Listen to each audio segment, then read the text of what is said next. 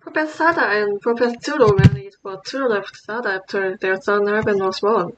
Write fanfic that describes how Sada and Drew met and divorced. Title: Pictured Horizon. Chapter 1: Meeting of Mind. It was in height of the Pioneer Research Facility that Professor Sada first met Turo. She had always been consumed by her love for ancient past, dedicating her entire life to studying the primal force that shaped the world of Pokemon. Her theories about paradox Pokemon, creatures from the distant, prehistoric era, were dismissed as fantasies by her colleagues, but Sada was determined to uncover the mystery of the distant past and the Pokemon that was around it. Turo, on the other hand, was her complete opposite in every way. A brilliant scientist who believed in the future, his work revolved around the potential of technology to create a utopia where human and Pokemon could exist in perfect harmony. He dreamed of harnessing the power of paradox Pokemon from the distant future, Pokemon that could help humanity advance beyond its wildest dream. Despite their polar interests, past and future, primal and futuristic, their paths crossed during a prestigious research conference in Paldea. It was there that their minds collided, and for the first time, they found someone who could understand the gravity of their ambition. True, with his sharp intellect and broad thinking, was fascinated by Sada's passion for the past. Sada, in turn, admired True's ability to dream about the future in ways she could never imagine. They debate over the possibility of time and paradox Pokemon become the foundation of the relationship, both that grew from mutual respect to something deeper. They were a perfect balance. Sada's widespread and pure ambition bred True's logical mind and calm demeanor. Together, they embarked on groundbreaking research to uncover the secret of time, merging their vision into one grand project, the Terra. Their goal was to use the energy of paradox Pokemon to bridge the gap between past and future, allowing humans to access the power they have already dreamed of. As they worked side by side, their bond grew stronger, eventually leading to marriage. Their union was one of science and passion, fueled by the pursuit of knowledge and the idea of building a better world together. Chapter 2: The crack began to show. Shortly after their marriage, Sada and True welcomed their son, Ivan, into the world. The birth of their child should have been a moment of joy, a branding of their shared love and ambitions, but it was also the beginning of their unraveling. Sada, ever driven by her research into past, became more and more consumed with her work, especially with her fascination with the mysterious paradox Pokemon of the ancient world. She believed that by unlocking the secret of these Pokemon, she could revive the lost past and bring the world back to its most primal and pure state. Her obsession began to grow, and she often found herself losing sleep, spending days and nights in the lab, poring over ancient texts and simulations. Turo, however, saw things differently. His vision for the future was remarkable as ever. He couldn't understand Sada's growing desire to destroy the past, finding it irrational and dangerous. To him, the future had infinite possibilities, and the idea of reverting to an ancient time was madness. The more they debated, the more their conversation turned into argument.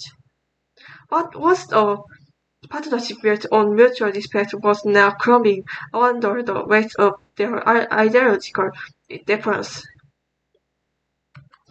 Arban, their young son, was caught in the middle. Sarah's obsession left little room for her to be the mother Arban needed, and Turo, though devoted to his one research, tried his best to be there for his child. But the growing distance between him and Sada was becoming too much to bear. He loved her, but he couldn't reconcile her desire to sacrifice the future for the past. Tudor feared that her obsession was spiraling out of control and that if she continued down this path, she knew she would be lost to it forever.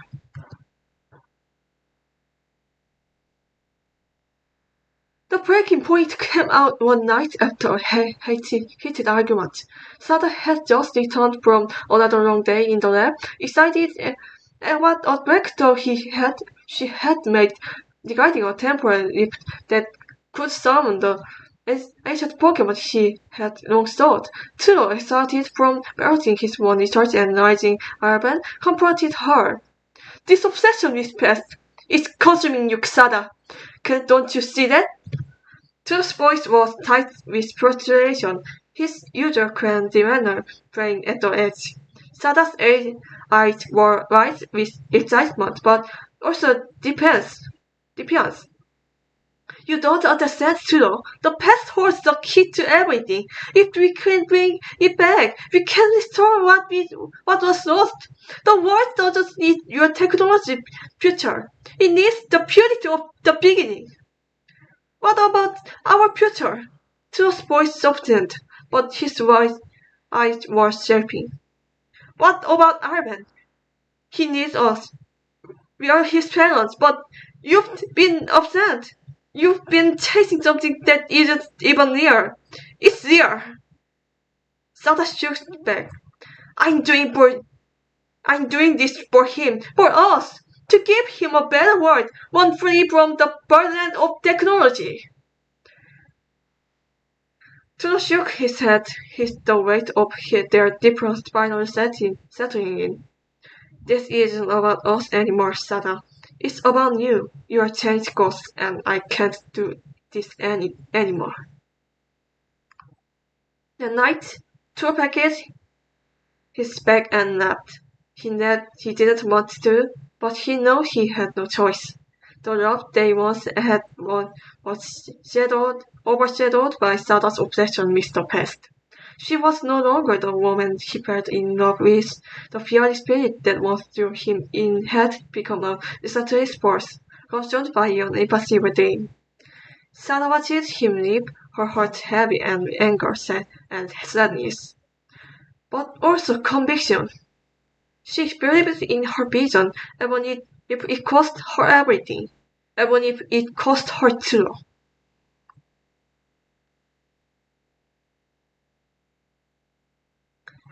Years passed. Sada remained in her lab, continuing her research into the past, while Tio moved forward with his study of future. Arben grew up in the shadow of the precious dreams, torn between the parents he loved, but he could never reconcile their difference.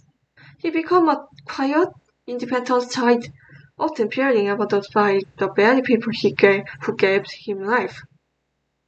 Sada's obsession with the past only grew deeper, while Turo's research took him to new heights. Their paths no longer crossed, except in the memory of the life they had once shared. Though they had started as a perfect balance, the weight of their ambition, Sada's hunger for the past and Turo's thirst for the future, tore them apart. Now they were nothing more than echoes in each other's lives, living in different worlds, driven by dreams that could never coexist.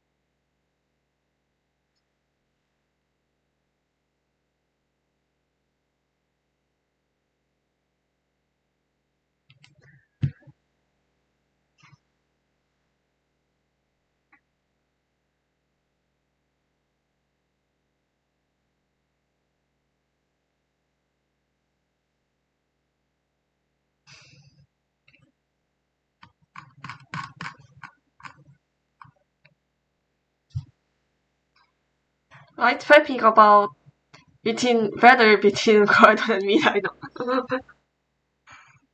The Crash of Ages. The air in the crater was thick and tension, a sign of the deep Palladian vigilance only broken by the distant rumble of the thunder. In heart of the great crater of Paldea, two Pokemon stood perched on opposite sides of the vast rocky arena.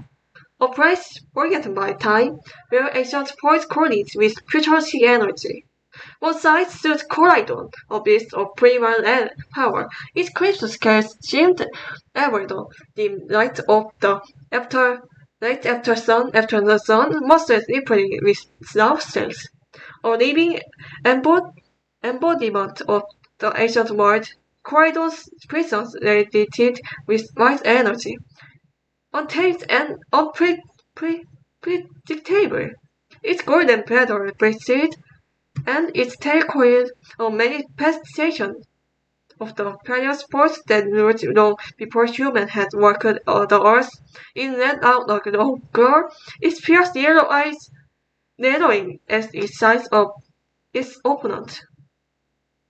On the other side, vested in the glow of futuristic technology, was Miraidon, sleek, metallic, and impossibly advanced, its body cracked with electrical energy. Its violent scales shimmered like brushed steel, and its glowing eyes were filled with calculated precious. Miraidon was a Pokemon of future, a perfect machine-like predator, even driven by data and logic. It hovered slightly above the ground, its magnetic field creating an ethereal hum, as if reality itself was bending to its will. The sky above darkened as some clouds gathered, reflecting the battle about unfold. A battle not just between two Pokemon but between two areas. The two pure philosophies, ancient might versus futuristic mystery. Chapter 1. The Call to Battle. The trainers, Sada and Turo watched from a distance. Each had scaled their claim into the fight of dominance. But the truth ran deeper. For Professor Sada, this was more than a battle for power. It was the demonstration of power's past supremacy. Poison was her Pokemon, already from an area where survival depends on raw strength, instincts, and sheer will. The ancient world thrived through chaos, and Sada believed that by harnessing the primal force, the modern world could rediscover its true power. Professor Tro, on the other hand, saw Miraidon as the perfect fusion of technology and evolution. The future didn't need brute force. It needed precision, logic, and control. His Pokemon represents progress, the culmination of humanity intellect paired with Pokemon's evolution. This battle wasn't just for pride.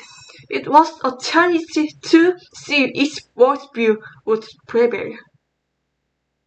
The trainers nodded to each other from opposite sides of the arena. There was unspoken history hanging in the air. This was a test of their Pokemon's power, but also a reflection of their one chasing ideal. Let's see who's right. Tsuno murmured, adjusting the color of his high-tech coat. Sada grinned, a white glint in her eyes.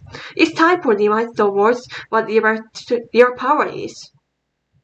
With a simultaneous command, the battle began. Chapter 2. Crashes of Titans. Croydon let out a thunderous roar, leaping forward with terrifying speed of something of its side. The ground beneath it cracked as it launched itself into the air, using its powerful leg to propel its massive form toward Miraidon. The prehistoric Pokemon's growled with energy, ready to tear its opponents. Miraidon, however, didn't preach it. Instead, it hovered gracefully to the side, its body surrounded by a crackling electric field.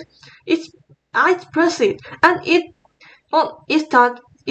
unleashed a devastating electro-drift, a wave of futuristic energy that shot towards Koraidon like a beam of light. Koraidon twisted in mid-air, narrowly avoiding the blast as it crashed into the ground where it had stood moments before, leaving a smoking crater. An ancient Pokemon landed heavily, skidding across the rocky terrain.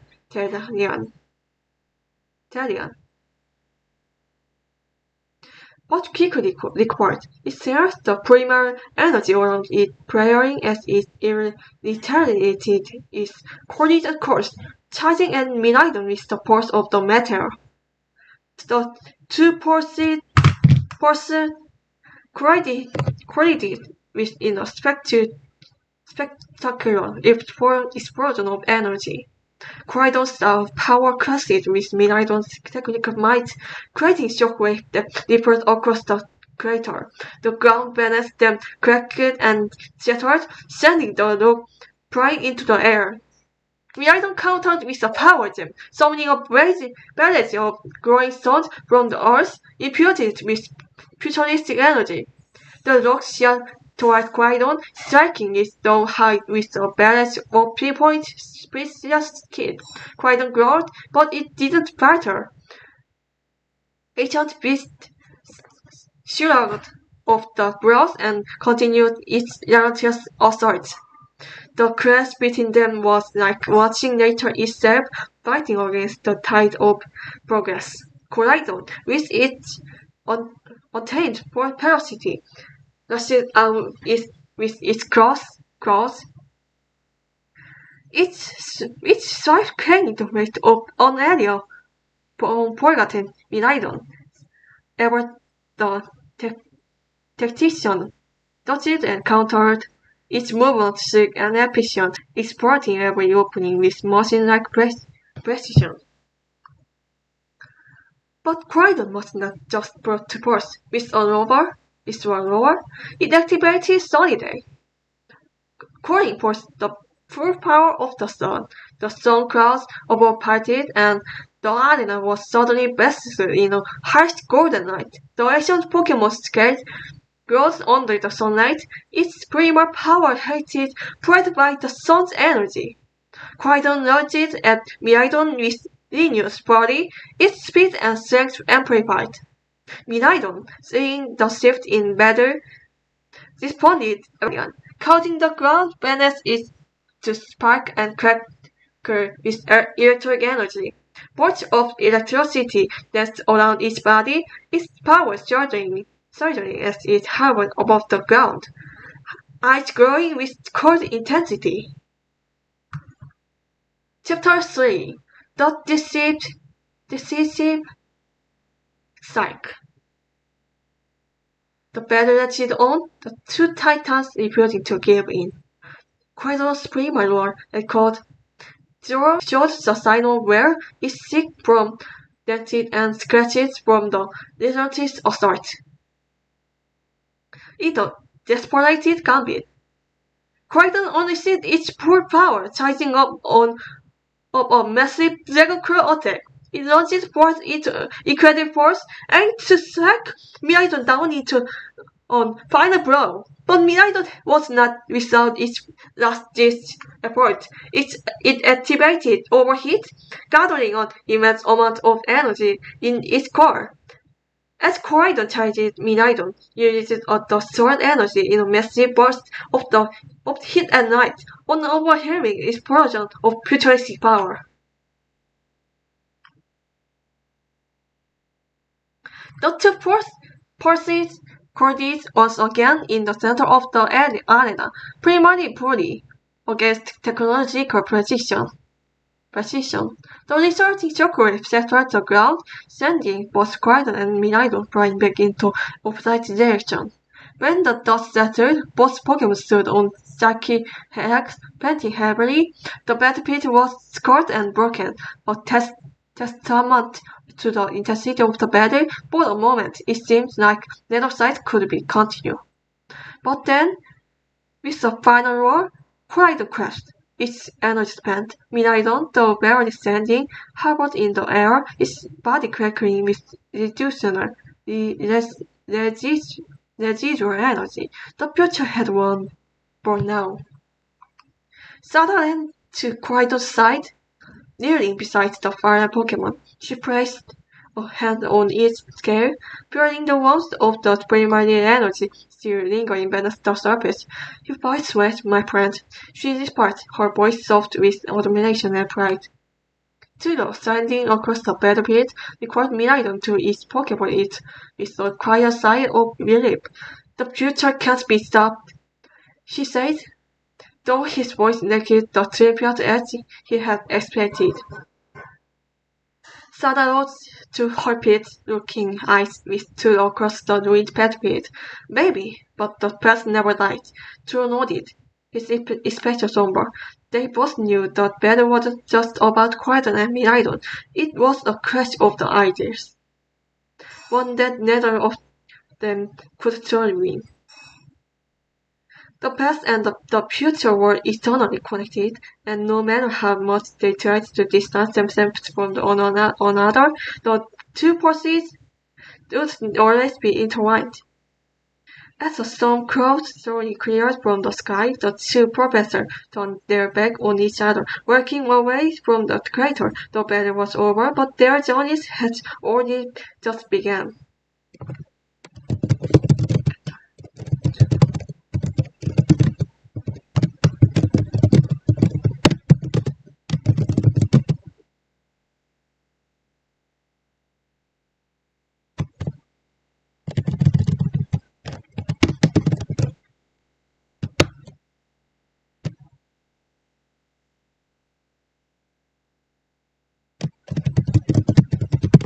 Quaidon and Miraidon are their rival.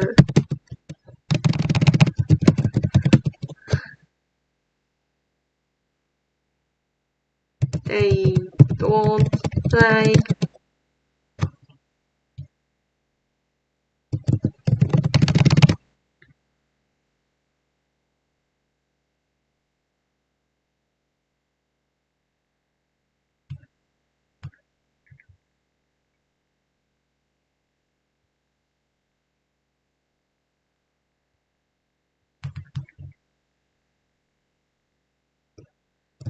each other.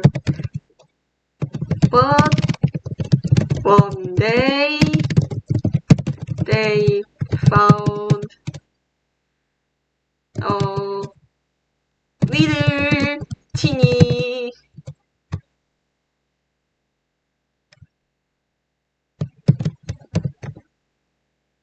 cyclizer that lost their balance. What will happen? What will happen?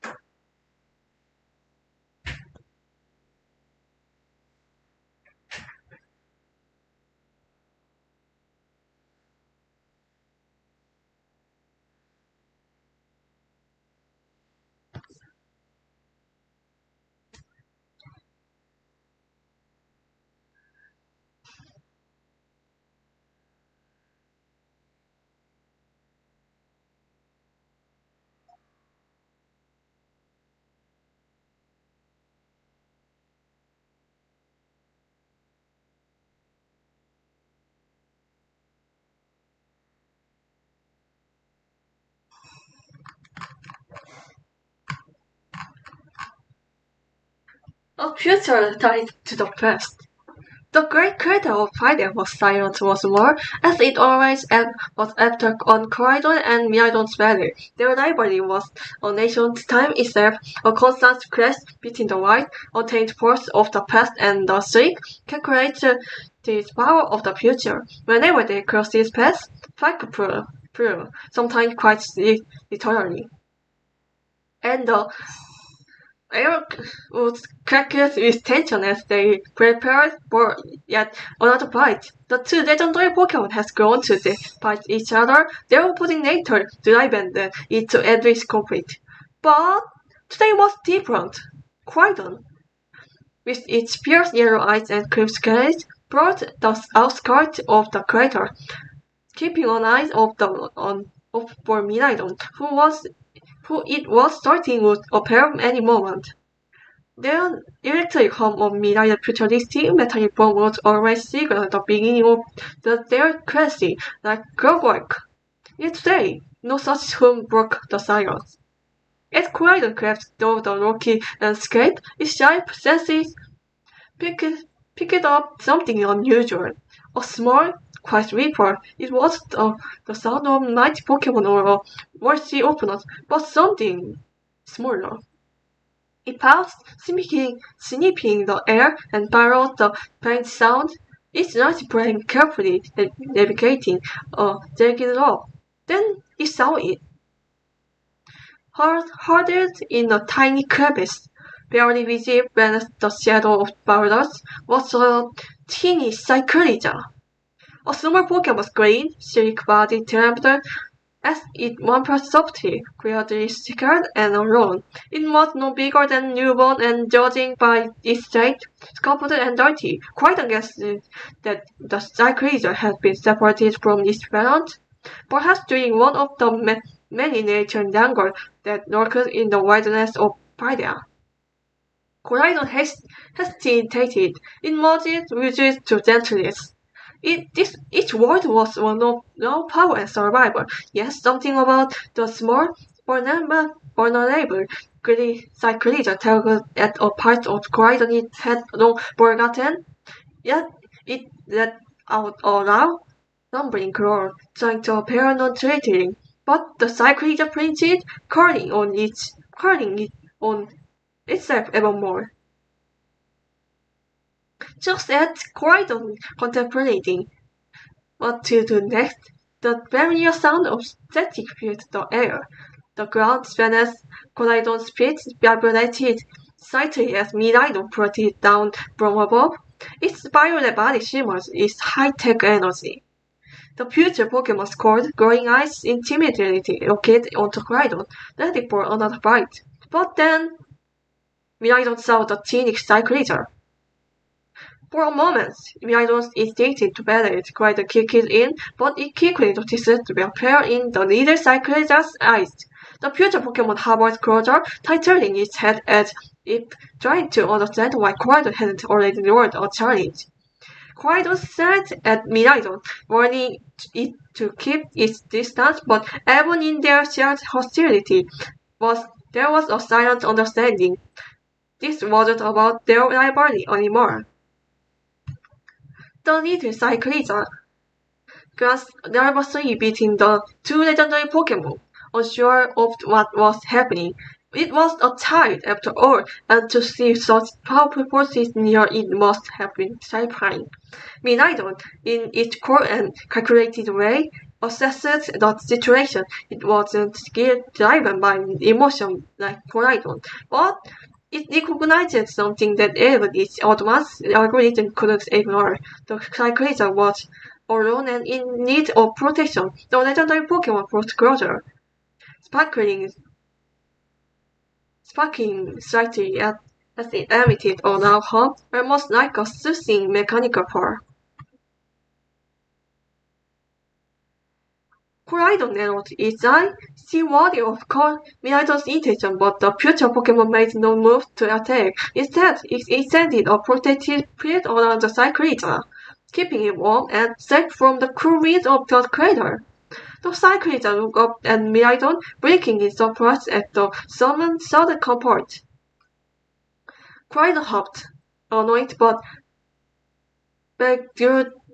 begrudgingly impressive. It couldn't let Minato take all the credit for helping, so it stepped forward, carefully noting the cyclism with its large head, opening mouth and comforting in its one primal way. The little cyclista, realizing that neither of the legendary Pokemon means it harm, rejected a little, leaning into Koridon's gentle nudge. For a moment, the three Pokemon stood there, a strange and unexpected trio. Koridon, the embodiment of the Pokemon. Miraidon, the heart of the future. And the little cyclista, the creature of the present, caught between two words. Chapter 2, Unlikely Guardians. As the Howard passes, it becomes clear to both Quaidon and Miraidon that Cyclista was truly lost. Neither has any idea where each parent might be or how to find them. For the first time in what felt like an eternity, the two rival Pokemon had to put aside their difference. Neither one could abandon the Cyclista. Not when it was so small, so fragile. Their rivalry, though fierce, was not born of cruelty, and deep down, they both had a sense of duty. Over the next few days, Quaidon and Miraidon found themselves stuck in an uneasy truth. They kept to their side of the cradle, but their focus was always on the little cyclista. Quaidon hunted for berries and brought in the wild, using its primal instinct to provide food, while Miraidon found fresh water source, using its futuristic energy to purify it for the young Pokemon. The cyclista, in turn, began to trust the strange new guardians. At night, it would curl up between the two of them, using Quaidon's warm, soft body as a pillow and Miraidon's electric aura as a protective barrier against the elements. The two legendary Pokemon didn't speak, of course, but there was a silent understanding between them. A temporarily ceasefire for the sake of the teeny creature that now relied on them. On the day went on, something unexpected happened. Quaidon and Miraidon, though still worthy of each other, began to work together in soft way. They learned to navigate around their difference, combining their strengths to ensure Cyclista's safety. Quaidon's now strength and Miraidon's advanced knowledge become complementary, two forces in perfect balance. The Cyclista, growing stronger and more confident, starts to explore its surroundings under the watchful eye of its guardians. It would race ahead, testing its speed and agility, and occasionally turn back to look at Quaidon and Miraidon, as if seeking for approval. Quaidon would respond with an encouraging roar, and Miraidon with a soft nod, its eyes glowing faintly with approval. One afternoon, as the sun began to set over the crater, a distant sound echoed with Jordan's belly. A familiar cry. A little cyclist perked up, its head touching as it recognized the sound of its parents calling out. It stopped excitedly, looking back at Quaidon and Miraidon with hopeful eyes. The two legendary Pokemon exchanged a glance. This was it. Their task was complete. Cyclista's parents emerged from the distant hill, racing towards their lost child. The reunion was heartwarming as the little cyclista went towards its family, chattering excitedly about its adventure. Parents nurtured their child, relieved and overjoyed to have found it again. Quaidon and Miraidon watched from a distance, their job done. The little cyclista turned back to look at them, its eyes filled with gratitude. It shouted a final farewell before racing off into the distance with its parents, disappearing into the horizon. For a long moment, the crater was silent again, but this time the silence wasn't tense, it was peaceful. Quaidon and Miraidon stood side by side, watching the cyclista disappear into the distance. The rivalry between them still bond, but something has changed. They had worked together, if only for a short time, to protect something smaller and more fragile than themselves. Without a word, Croydon turned and began to walk away back to the white land of the past. Miraidon proceeded in the opposite direction, back toward its future of technological precision. Though they was undoubtedly crash again, for this brief moment they had found common ground. And perhaps deep down they both understood something they have never considered before. That the present, like the little psychology, needed both the past and the future to survive.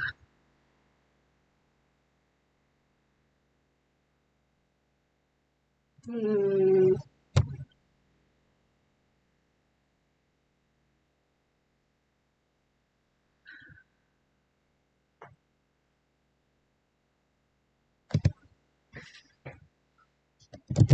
Let's change the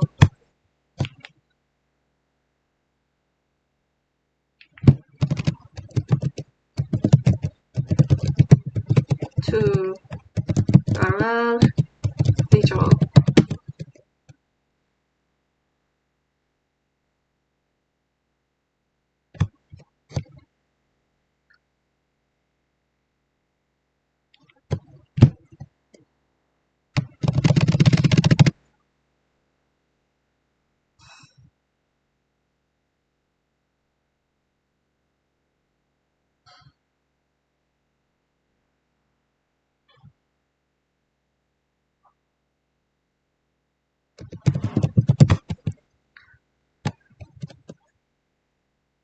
Hmm.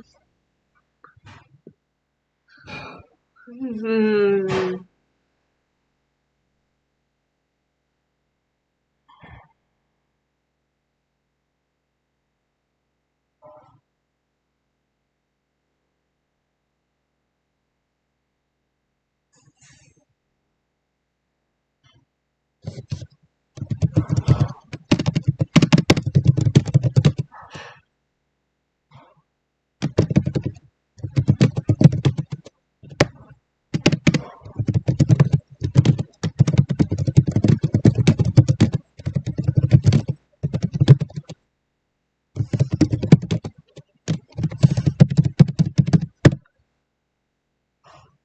Let's change the press to Garnish, like the story of Gloria and her little but strong Pyukuk.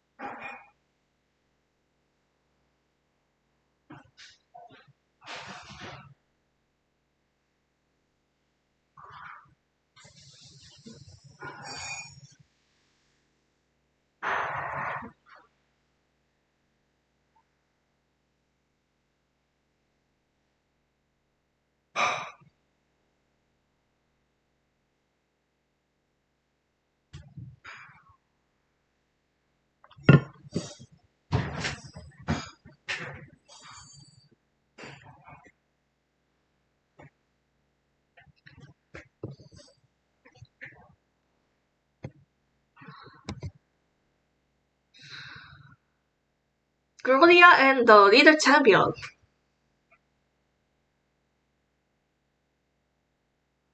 The Garden region, with its sparkling countryside, bustling towns, and towering stadium, was known far and wide for its fierce weather and incredible Pokemon.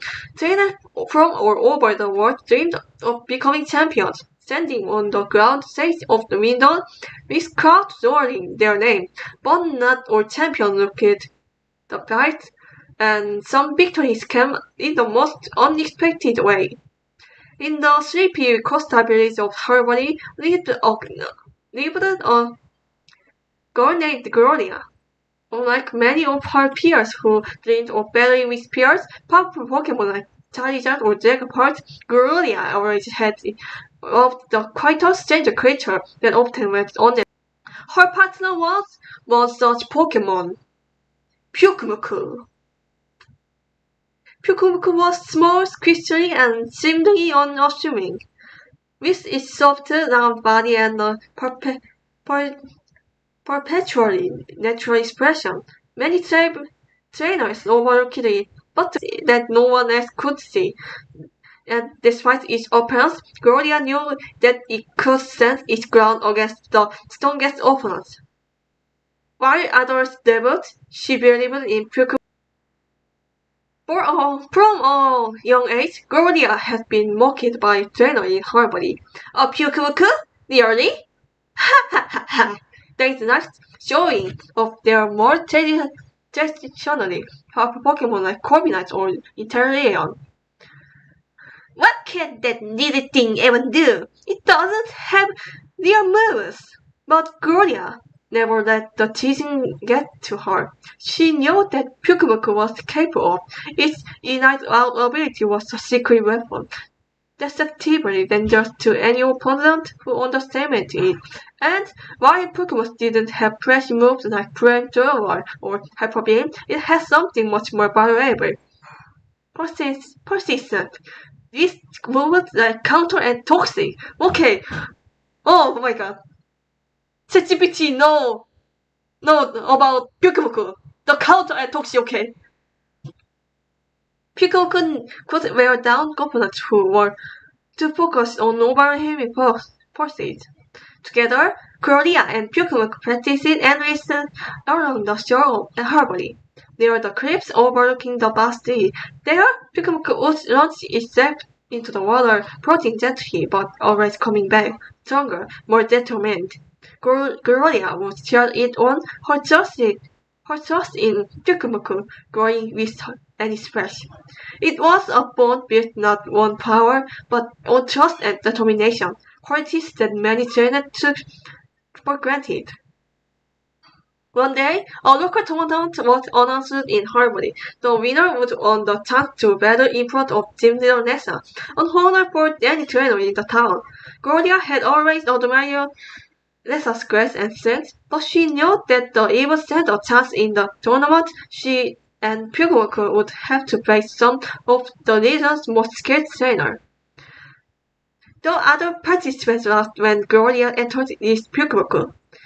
This will be our kid, sneered a boy with a dildo. That thing doesn't have teeth. Pyukumuku don't have teeth?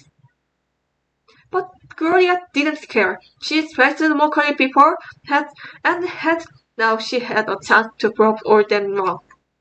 The tournament began, and Gloria's first opponent was a trainer with a silk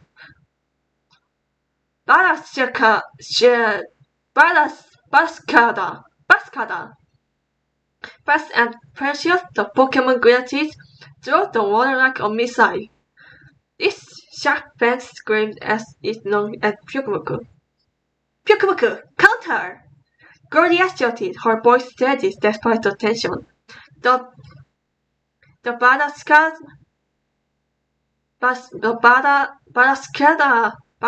struck hard, but as soon as it made contact, Pyukumuku's soft body absorbed the impact and returned it with a forceful blow of each one. The speed of Bascada worked against it, and it drew back, yielding from the unexpected counterattack. The crowd grasped it. No one had expected Pyukumuku to fight back so effectively. Gloria's strategy wasn't about overpowering her opponents. It was about outstanding them, letting them tire themselves out before Pyukumuku struck at the perfect moment. With each battle, Pyukumuku uses its bulk and pettiness to its advantage, soaking up damage and deflecting it back with precision. Toxic would stories at the strength of stronger Pokemon, and when the time was right, Pyukumuku's small, squishy body would surprise them with a powerful counter. One by one, opponents fell. The boy with the dildo now, the girl with her Gyarados. All of them left the battlefield in shock as Gloria and Pokemon advanced round after the round. Finally, it was time. Gloria had won the tournament, and she cried but with excitement. She had won her chance to battle Nessa, the elegant and formidable volatile team leader of Harmony.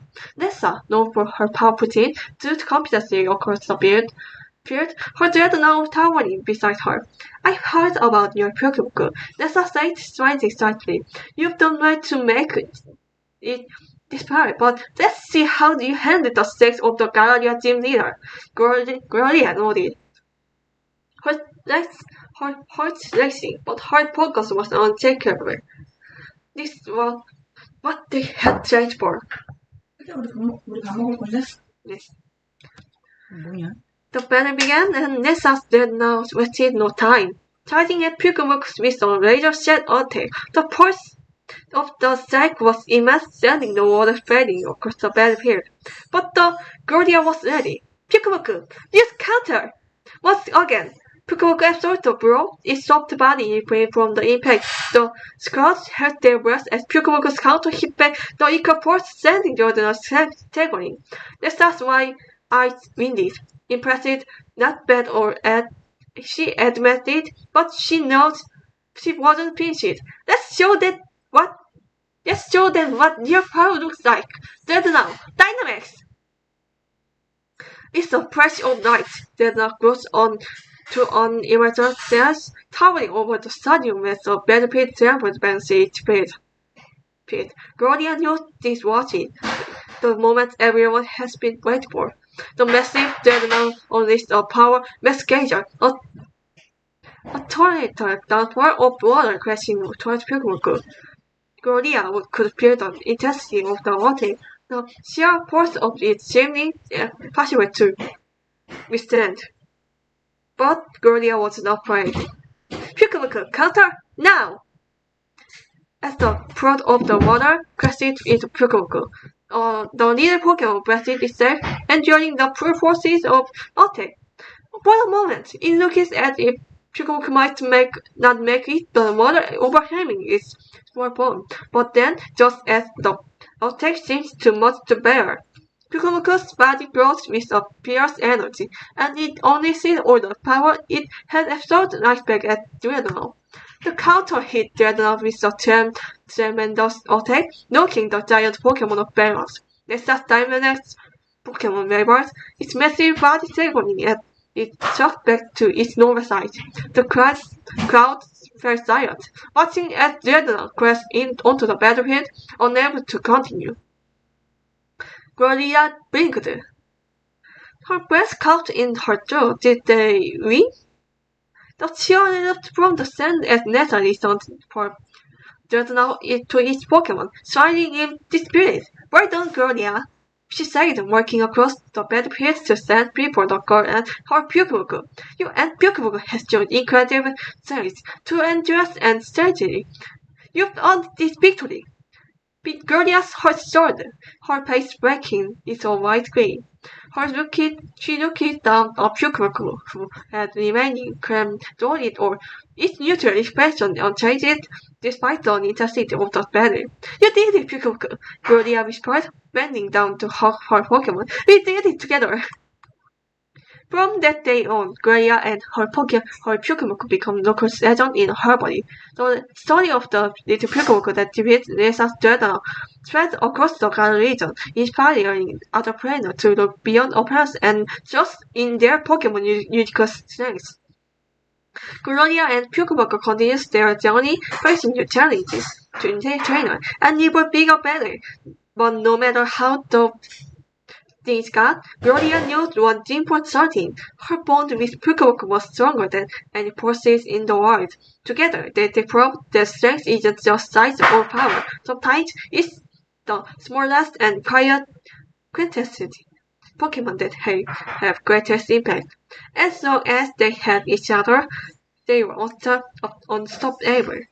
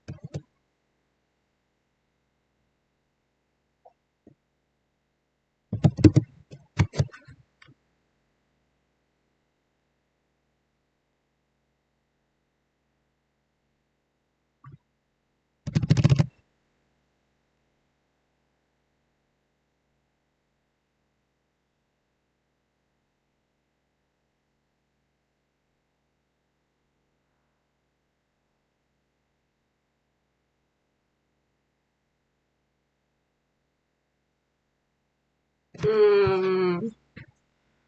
Hmm.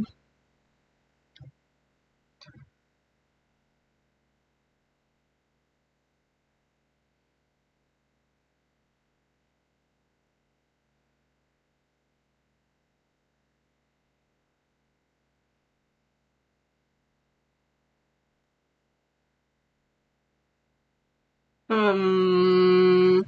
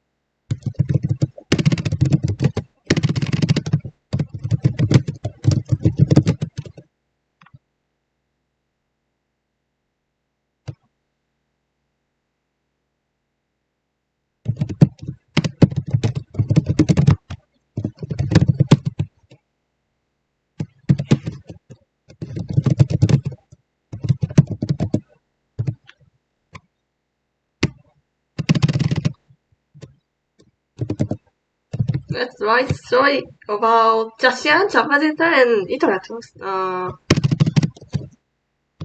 Eternatus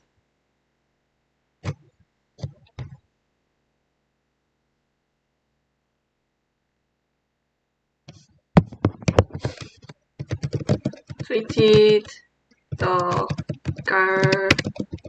Garnaru region and Jasian and Magenta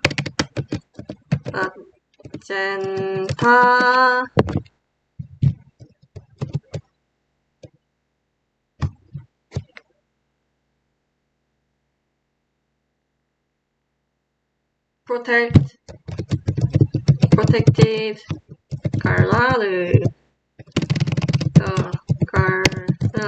from Eternatus, but they are now under the same trainer.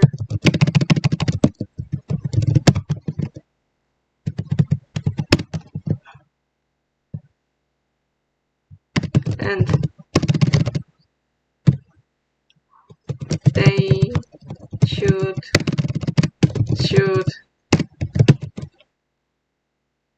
live together.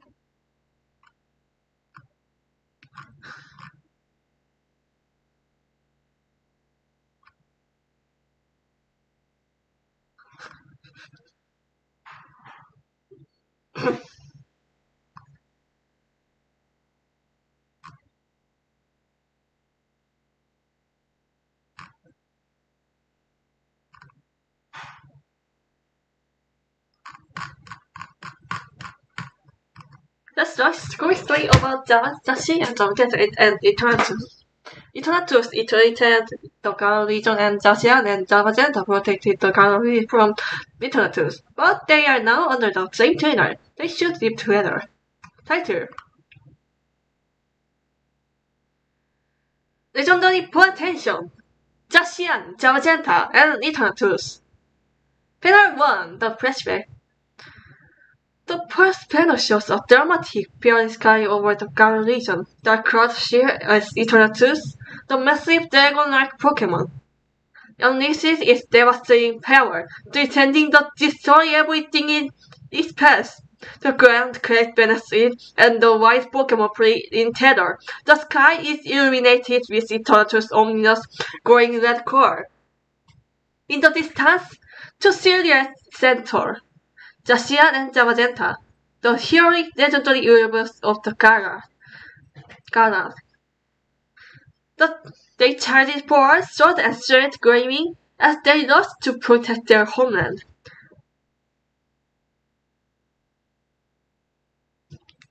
Their eyes burned with determination, and the huge crash of the lights and darkness pierced the banner as they crossed with Eternatus in an epic battle. Long ago, the Galo region was saved by two legendary heroes, Zacian, the Grace of Courage, and Damagenta, the Shield of Valor.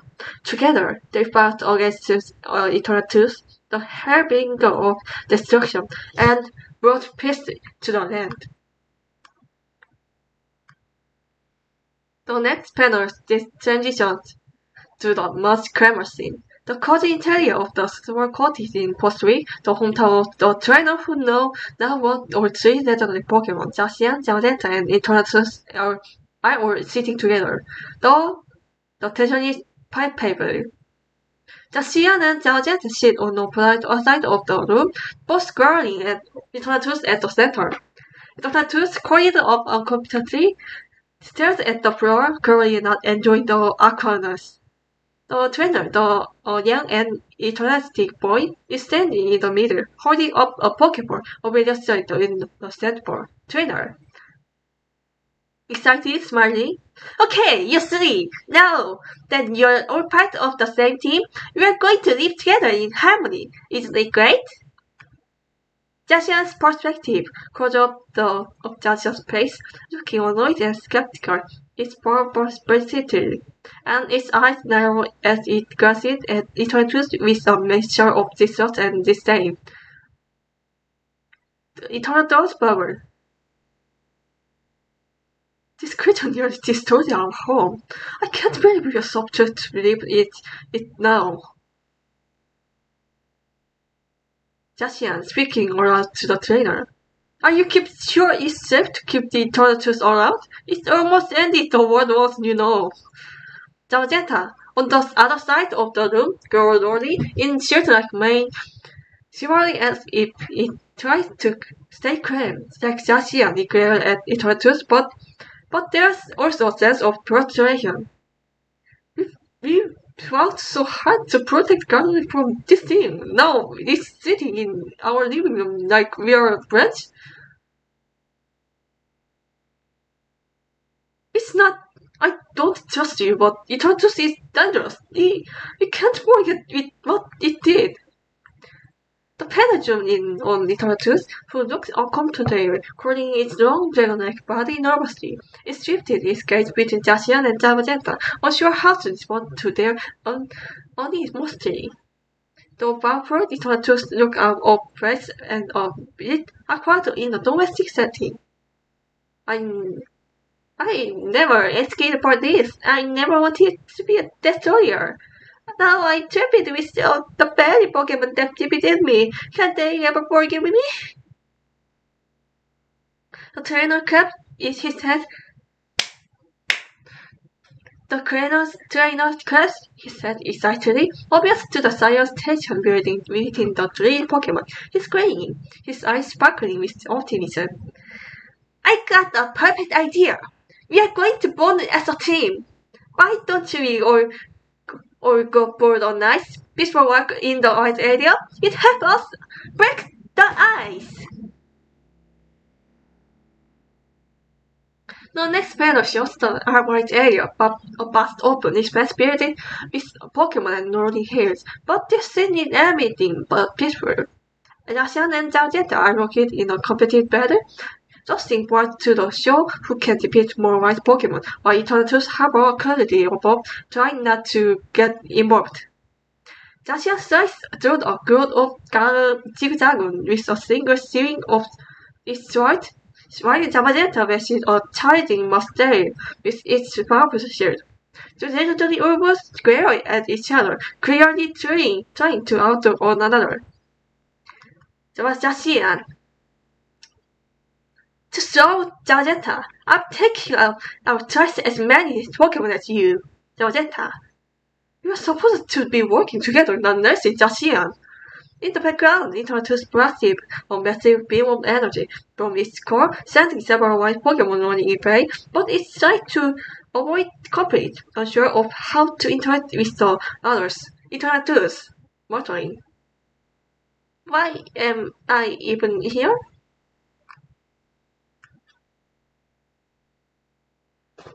After that evening, the group sits around a campfire. Jasian and Zaujenta sit on opposite sides. The both seem slightly irritated but a bit more irritated after expending their energy. Eternatus pushed a little away from the fire, its body to rise and across to completely sit with the others. The trainer roasted marshmallow, smiling softly.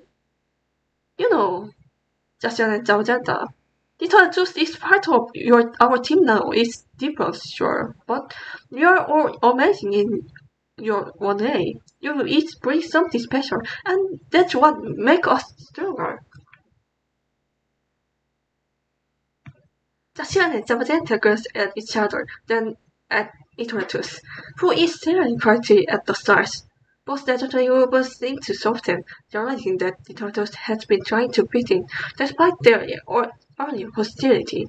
The competitive tension built as they began to see things differently.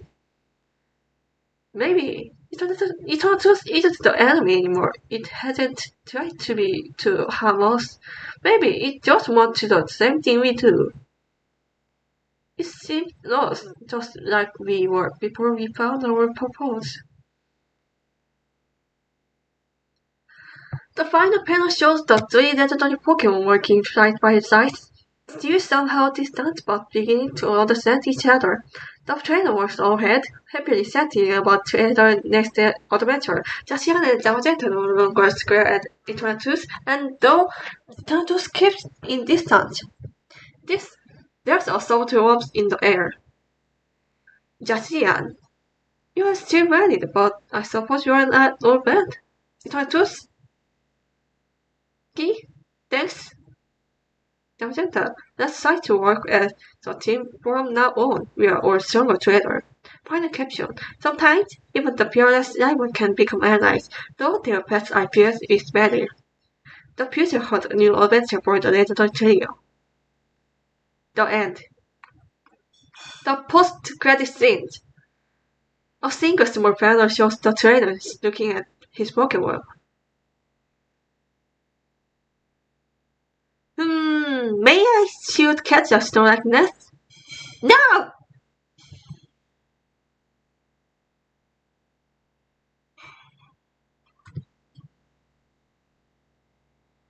Hmm.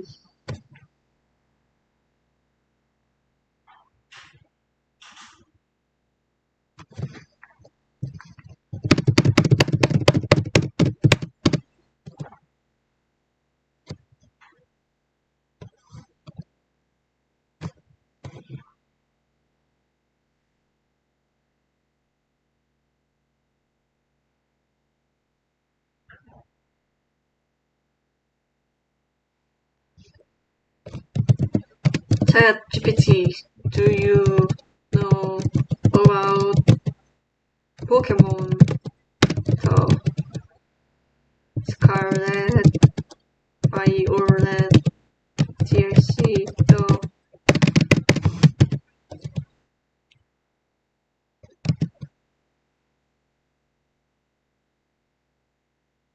the Tear Mask.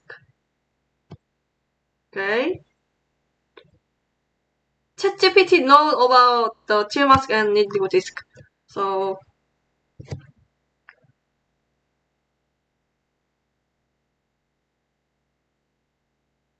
we can write the painting of Kiron.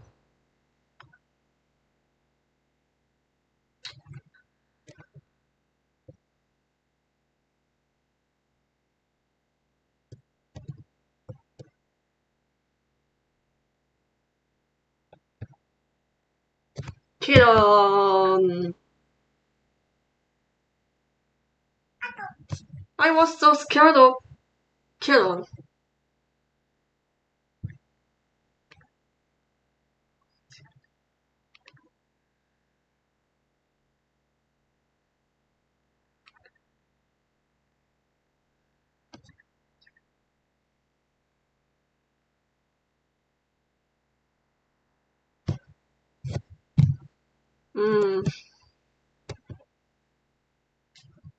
I'm so scared of Canon, so Canon was like, don't lose other people. If you do that, I what was that? Anyway, I was so scared of Canon. So when I challenged the Canon, actually I'm never the I'm not the gamer that chase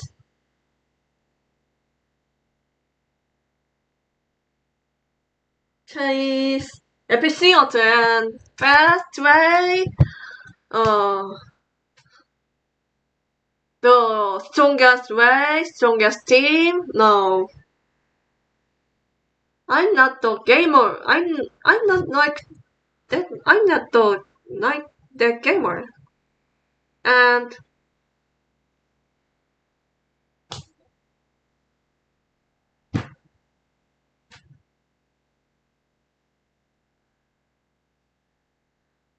I'm just playing Pokemon Sword with Caterpillar, playing Pokemon Scarlet with Metronomori, do something apart, and I'm just playing for fun, but Kilon was so much scared me. So I think I thought, oh my god, I, I must have to win. I must have to win with other channel. No, oh my god, I must have to win. Kilon. So when I challenge it to Kilon, I prepare everything. Prepare the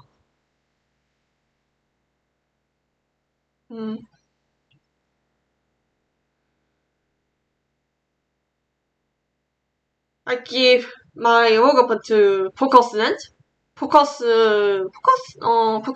Something of focus things. Uh, I prepare so much many things. Anyway, we can write about Canon. We can what can do?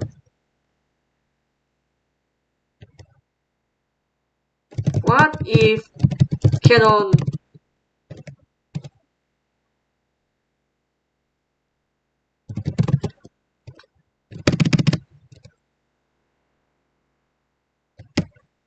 Okay, Canon.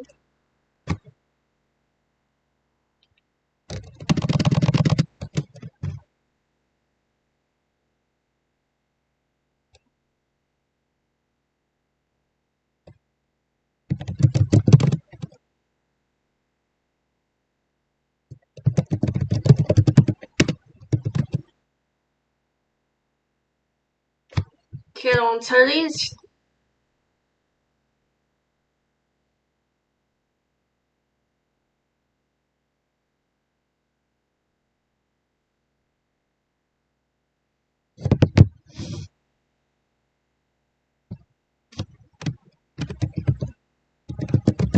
Challenges Juliana to uh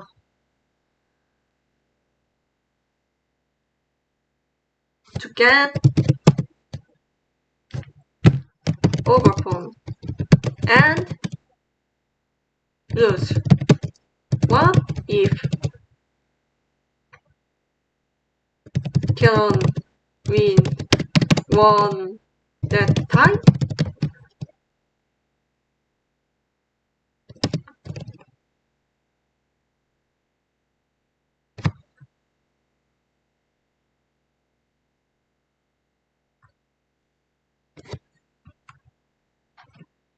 Karen challenges Juliana to get overcome and lose. What if Karen won that time? That's uninteresting. What if scenario? If Kieran had won the battle against Juliana, the player, and successfully claimed Orgapon, the dynamics of the story would have shifted significantly. Here's a potential story exploring that could have happened if Kieran had emerged victorious in that pivotal moment. Actually, I lose. Kieran. I lose to Kieran 3 times. Title: The Masked Legend. Kieran's Path.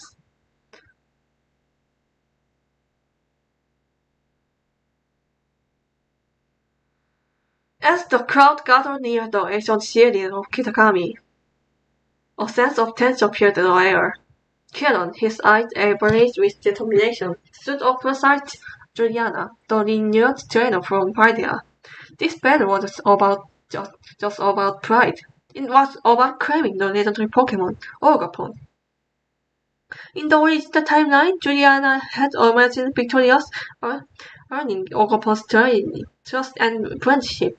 But this time, Kieran's desperation, anger, and desire to prove himself pushed him beyond his limits. In the final moments of the big battle, his team overwhelmed Juliana's Pokemon, securing his victory.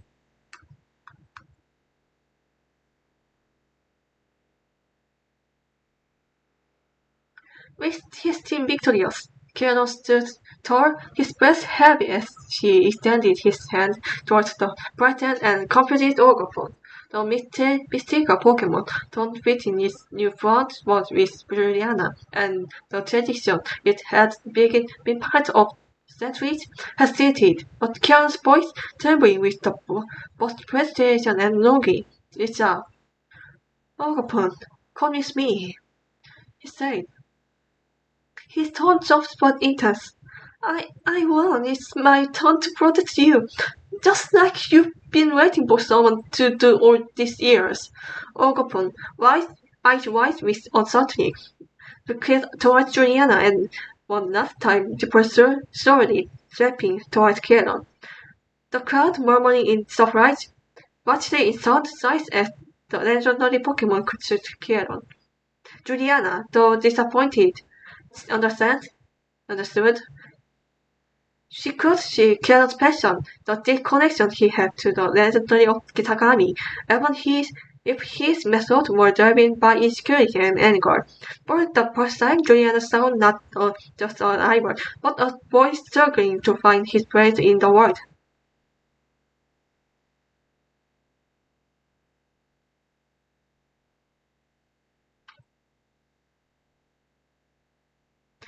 With Orgapon by his side, Kieran felt a surge of pride, but soon he realized that being the chosen one wasn't what he had imagined. Though Orgapon followed him, there was a distance between him. Unlike Juliana, who had formed bond with her Pokemon through trust and companionship. Kieran's victory had been born from his need to prove himself, something Orgapon could sense. As don't Orgapon still masked the wave of conflicting emotions washing over him. The mask, imbued with centuries of history and power, was heavy not just physically but emotionally. He wanted to be a hero like the legends he's grown admiring. But something felt wrong. The admiration he had sought from the people of Kitakami was there. Instead, when he whispered in hushed tone about his obsession with the ancient Pokemon, even her sister, Kamin, noticed the change in him. Kieran, you got what you wanted, but what cost? She asked one night. Her voice tinged with concern.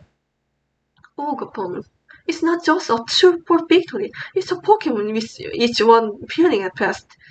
Kieran, frustrated, brushed her off. You don't understand, Kamin.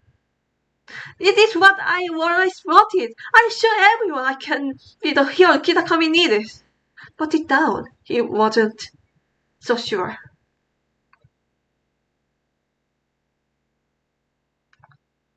As time passed, Kieran struggled to bond with Orgapon. The Pokemon grew more withdrawn, sensing Kieran's eternal turmoil. Unlike Juliana's light-hearted and floating nature, Carol's approach was weighted down by insecurity and the desire for validation. Okubo's story has always been one of loneliness, hiding behind its mask, misunderstood by the people of Kitagami. It has sought a protector, a friend who would see past its shadow and accept it for who was it truly was. But in canon, it saw something still hiding behind their one mask. One evening, as Canon trained with Ogopon deep in the forest of Kitakami, the mystical Pokemon stopped a bit better. He gazed at the mask in Canon's hand, its eyes filled with sadness. Canon, frustrated, shut down. What's wrong with you? Why won't you fight for me like you would for her? I beat her, didn't I? But Ogopon didn't respond with nothing. Instead, it turned away, walking toward a nearby hill where it sat and stared at the stars. Kiara's shoulders slumped.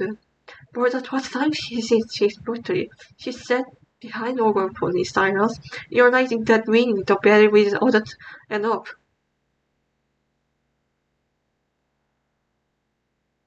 Determined to prove himself worthy Ogopon's trust, Canon began to change, rather than pushing that Pokemon. After battle, he started to learn more about its history, the reason it had won the mask, the loneliness it had endured, and the friendship it kept.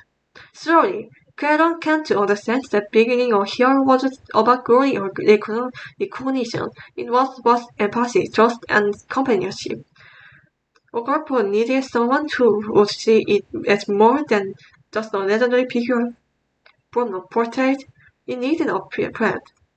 As Caron grew more introspective, he began to reconcile his feeling toward Juliana. At first, he has resented her for always being the stronger, more charismatic trainer, but now he saw that her strength came not from her victories, but from her ability to connect with her Pokemon on a deeper level.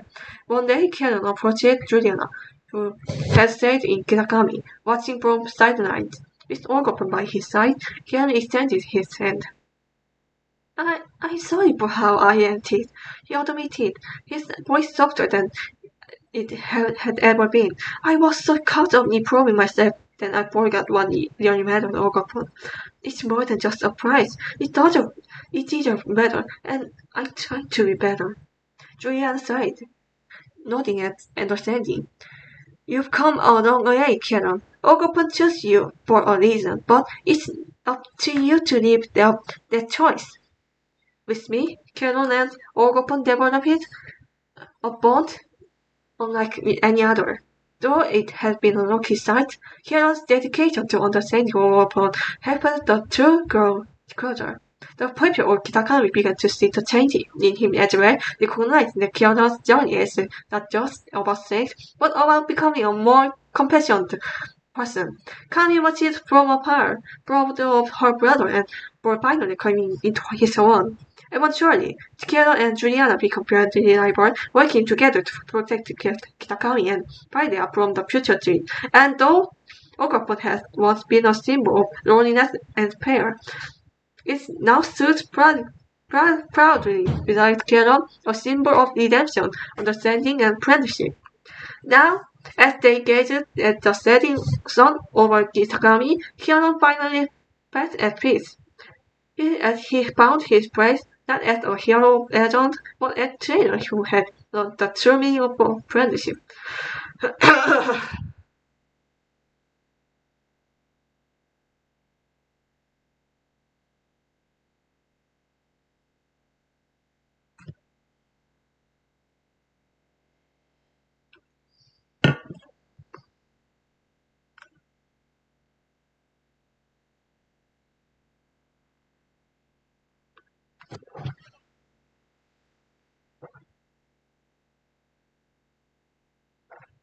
Hmm.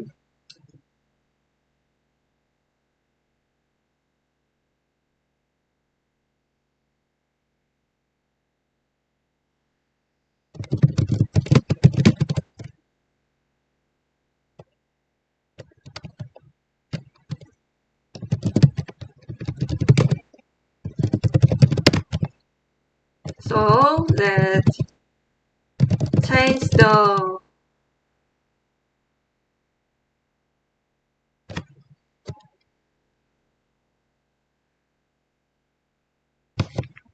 timing.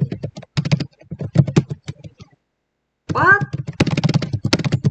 if Juliana lose in with Canon in Indigo disc?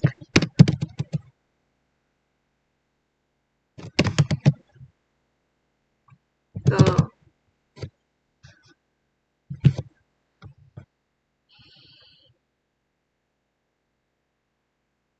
So let's change the timing. What if Juliana loses in champion battle with Canon in Indigo disc?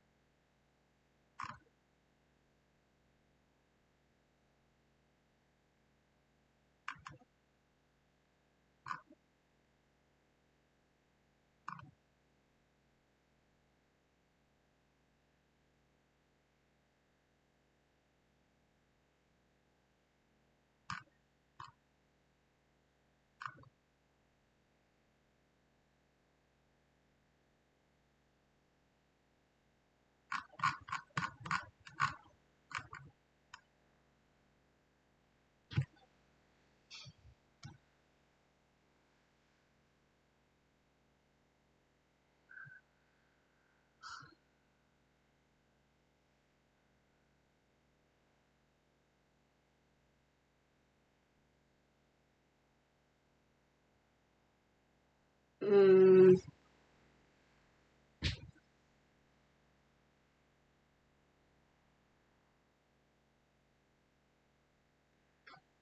the thing is that as Burberry Academy's champion Elena, on extravagant benefit double merged beneath the ocean. The waves crashing against the glass wall surrounding the arena as Juliana and Credit sat face to face. Both excluding computers, the tension is palpable as their final Pokemon clash in the deciding moment of the battle. But this time, Killers dive, his shepherd strategies, and the bond with his team bring him to victory. Juliana's last Pokemon pairs, and the once dominant champion bears the weight of defeat for the first time in a long while.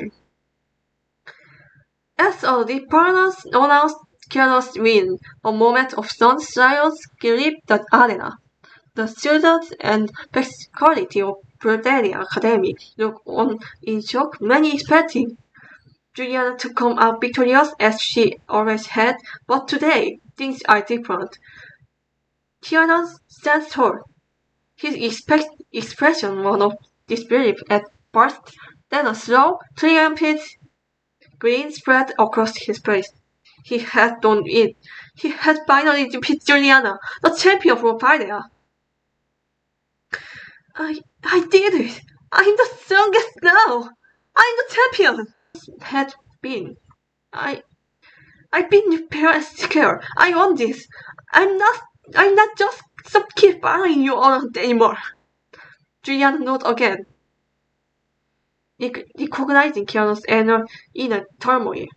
She had no along that this battle meant more to him than just the title. It was about his journey of self-worth, of stepping out from the shadow of others, particularly hers. One day following Keanu's victory as the leader, he's now the reigning champion of Burberry Academy, and the news spreads quickly back to Kitagami and Paldea. People start to recognize him as a kid who dethroned Juliana, and his name becomes synonymous with strength. But victory wasn't as sweet as Keanu imagined. He thought that beating Juliana would bring him more validation and respect he always craved. Instead, the constant praise only magnified his doubt. Keanu finds himself often reflecting on the matter as did he win because he was truly stronger, or was Juliana holding back, knowing how much it meant to him? The question got at him, making it hard to enjoy his new title. He even started avoiding Juliana, unsure how to act around her now that their dynamic has shifted.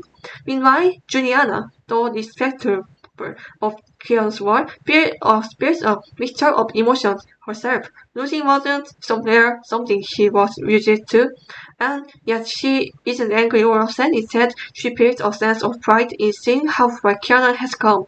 But part of her wonder if losing was right outcome. Not for her one ego, but because of immense pressure it has now pressed on Kieran's shoulder. As Kieran take on challenger eager to prove themselves against the new champion, she finds the role more isolating than he expected. Gone are the days then he could freely roam and train with Julian and Carmen by his side. Now he's constantly expected to be the best. They are all watching me. They were waiting for me to pay. Is this really what I wanted? The pressure mounts. As the pressure mounts, Kratos' frustration starts to show in his belly. His once calm demeanor turns tense, and he speaks obsessed with meaning. He pushes his Pokemon harder than ever, sometimes overworking them in his quest to maintain his new status. Carmen, watching her younger brother Peter, tries to talk him. Canon! You've already proven yourself. You don't have to fight like you're already trying to prove something. You're already the champion. But Canon brushes her off, his insecurity during his head. No! I can't stop now. If I lose, I mess up even once. They will all think I don't deserve this. I want that happen. Eventually, Juliana reached out to Kieran, suggesting a rematch, not a rivalry, but as the way to help Kieran connect why he loves betting in the first place. At first, Kieran hesitated. The idea of betting Juliana again so soon fills him with anxiety, but part of him knows he needed closure. The two meet again in Area Zero, the place where they first uncovered so many mysteries together. This time, the battle is not about titles or probing strength, but about healing the rifts that grow between them since Kieran's victory. The battle is intense, but it's different from before. Kieran isn't driven by anger or resentment. His focus is calm and in tune with his Pokemon. Juliana smiled as she watched him fight, knowing that this is the true Kieran, the one who loves Pokemon and battling for sheer joy of it. Now this is Kieran I know was always there. In the end, Kieran wins the battle once again, but this time feels different. The weight on his shoulders seems lighter, and for the first time since his championship victory, he feels a sense of peace. Remember, Kieran, being champion isn't about proving yourself to others. It's about trying to who you are. And right now, you're stronger than ever because you're not dead. Kieran was driving, smiling, nods for the third time. He feels like he truly not on his place. Not because of his strength alone, but because his power is his heart.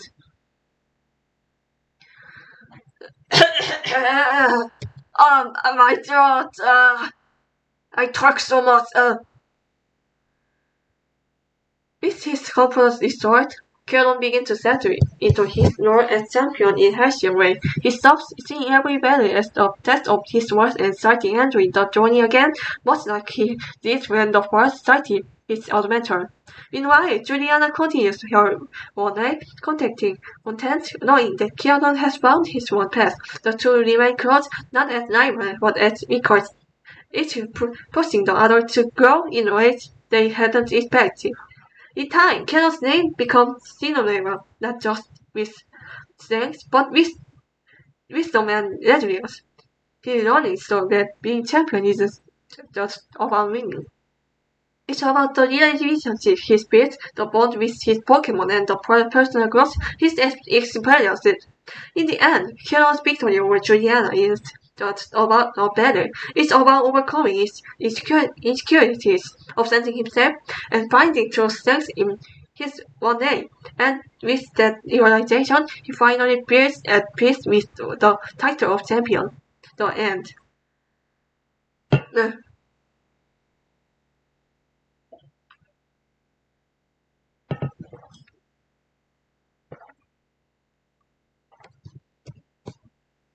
Okay, this will the last. What if Nemona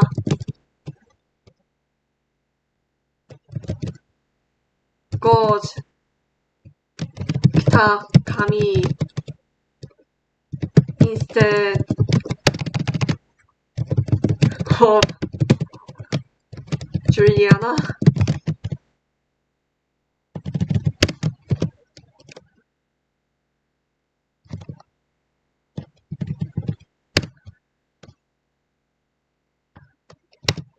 What if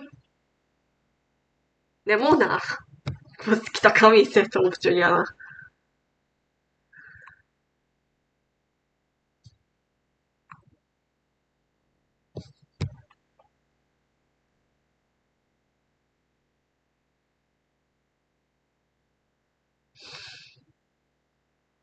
Kitakami, a peaceful and spirit with its folklore, vibrant festival, and knowing the presence of the legendary Ogapon.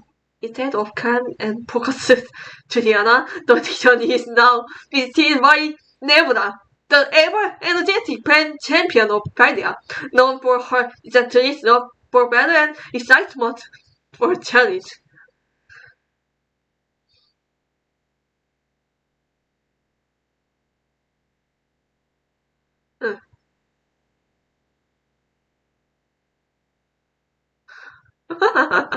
Nemona's arrival in Kitakami is anything but quiet. As soon as she set foot in the region, she's already buzzing with excitement at new possibilities. Nemona, meaning with oh man, I heard Kitakami has some super strong trainers, and there's even a legendary Pokemon on the other. This is going to be amazing. From the moment she arrived, Nemona's watching-minded focus on wanting battling. The peaceful, quiet atmosphere of Kitakami seemed almost at odds with her high-energy personality. But she quickly made a name of herself by challenging trainers in the region. Her enthusiasm is reflections, and though some locals are taken aback by her intensity, others start to warm up to her sheer passion for Pokemon battle. Nemona's first encounter with Keron and Carmine is during a traditional festival in Kitakami. The moment she spots the two, Nemona's eyes light up with excitement, sensing strong trainers. You two like you know your stuff. How about battle right here, right now? Carmine, ever the protective overseer, is initially put off by Nemona's pushy energy, but Keron, intrigued by Nemona's competence, agreed to match. In their battle, Nemona is impressed by Keron's potential and strength, but even more by his emotional drive. Wow! You've got serious talent! I can tell you're gonna be an amazing champion one day. Keron, the Predator? Oh, Keron get confused? Is still dealing with his insecurity of feeling of inferiority. He can't shake the thought that Nemona, like Julian before, is just another strong trainer standing in his way. You're just like her, always so strong, always so confident. Nemona, oblivious to inner turmoil, mistake his reaction for humility.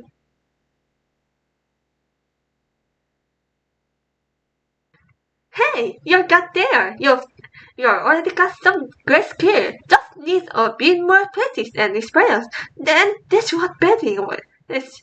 all about. Unlike Julia, who approaches situation with calm understanding, Leona's mentally side is more much aggressive and hands-on. She immediately starts pushing Keanu to battle more, thinking that the way to unlock his full potential is to non-stop battling. Come on! The only way you are going to get stronger is by battling over and over. It's the best way feeling in the world, right? But can start to feel overwhelmed by Leona's constant pressure. She respects her strength, but her boundaries, energy, and eagerness make him feel like he'll never measure up. Unlike Juliana's coach support, Leona's intensity makes Keanu feel more he's being tested constantly rather than nurtured.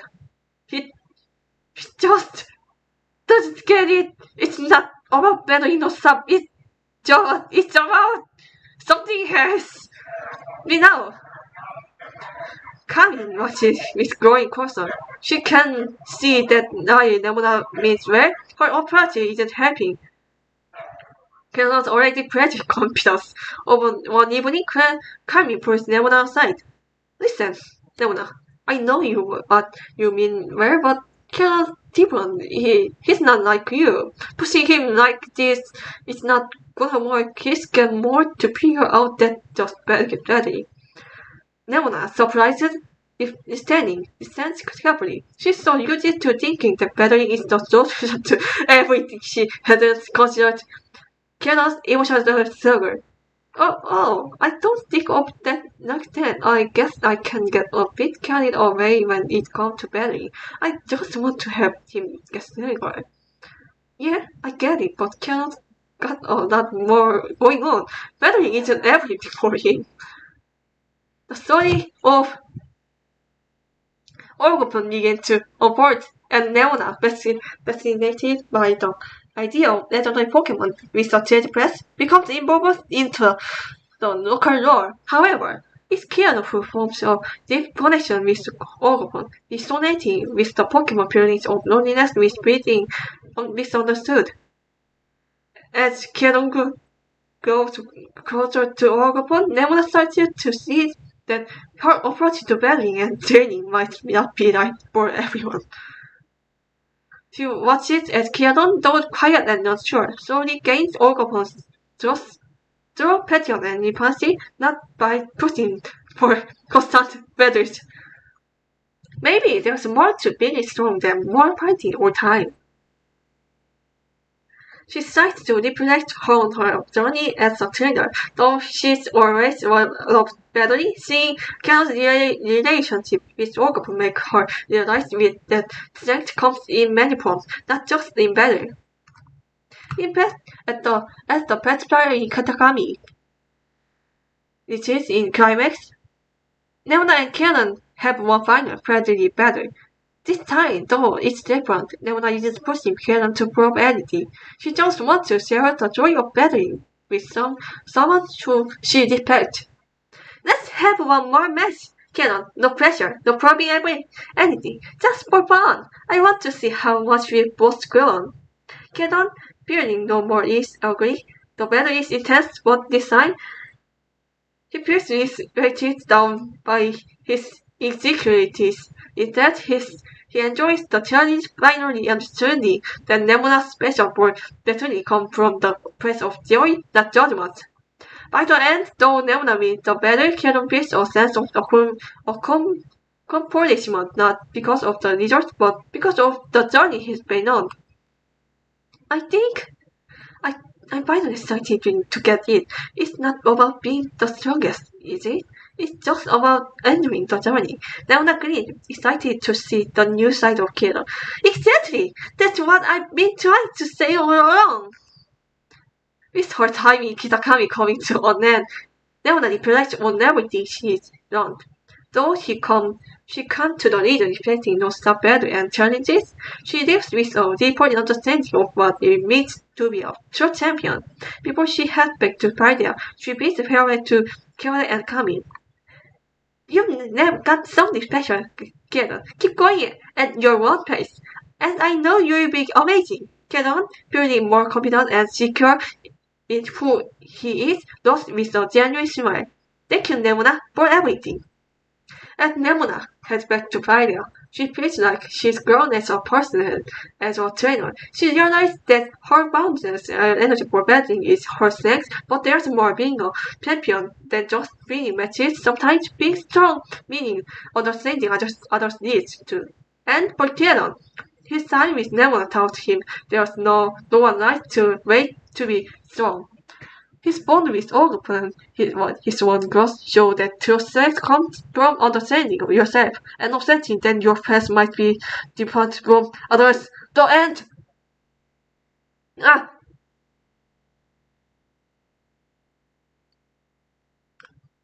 Bye.